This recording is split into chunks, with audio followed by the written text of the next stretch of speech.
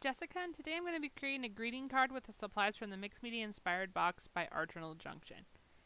So what you see here is a piece of vintage sheet music that I've cut in 4 1/4 by 5 1/2, and I'm stamping down the Caramel, Dragonflies, and Butterflies stamp, and I inked it up with archival ink, which is a waterproof ink, and I'm going to set this piece aside for a minute. Now I'm going to ink up the same stamp, but this time using the Distress ink and frayed burlap, and then spray a little bit of water on it to activate the ink. And I'm stamping that onto a piece of watercolor paper, which is also cut into a 4 1/4 by 5 1/2 piece. After I stamp the image once perfectly, I'm also taking the stamp and just placing it in random places to get some imperfections in the stamped image and put ink in different places. Now, using the Tim Holtz splatter box and the resist spray, and you always want to make sure to spray resist spray in a box because this, when it dries, will stick to everything no matter what, and it will never come off. So warning, use a box, use something that you can discard and throw away, and always wipe the nozzle of your Distress resist spray when you're done with it. So now I've placed down some of the distressed ink and frayed burlap down onto my craft sheet, and I'm using that piece of music sheet paper that we sprayed previously and just dabbing it down into the ink. I'm also going to use a mini blending tool and place some of that frayed burlap around the edges of the watercolor piece.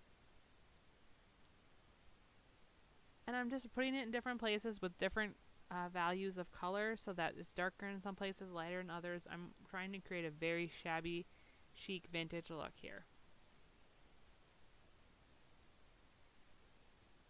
I'm also going to splatter some water on there and then dry it with my heat tool. Again, just creating some movement within the color. Now I'm taking Distress ink in Blueprint Sketch and spraying it onto the craft sheet with some water, and taking Hemp Cord and rubbing it into this ink.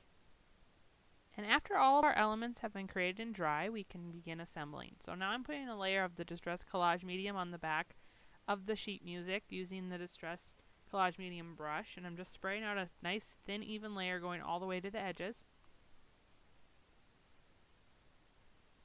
And you can see I tore this paper previously so that it will reveal some of the watercolor paper underneath. So it just did a diagonal tear from right to left. And because I cut my pieces previously, it'll match up perfectly, be the right size. Now wrapping the hemp cord that we dyed blue earlier around the card and then tying it into a bow towards the right side. Now this is just the front of the card. After this is completely done, I'm going to take a piece of black cardstock and glue this to the front of it, so you will not see the cording on the back when we're completely done with our project. So taking elements from the Botanicals and the Paper Dolls, both by Tim Holtz Ideology, I just grabbed this blue flower and a butterfly, and from the Paper Dolls I took the little girl who looks like she's sitting.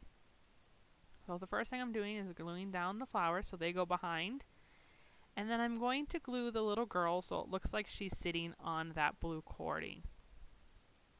I'm just using my finger to spread out the collage medium as I don't want to get any on the front. So I just find that my finger is a really good tool. It's quick, it's easy, it helps me to spread that glue exactly where I want it. I don't have to dirty a brush. You could, of course, use a brush to do this. This is just my fast way. Spread that glue with my fingers. So as I mentioned, I'm going to make it look like that girl is sitting on the cord there. And I'm overlapping her body over a little bit of the flowers, just to the left of the bow that we tied. And then for the last step, I'm going to glue down the butterfly. And I'm tucking it behind the bow.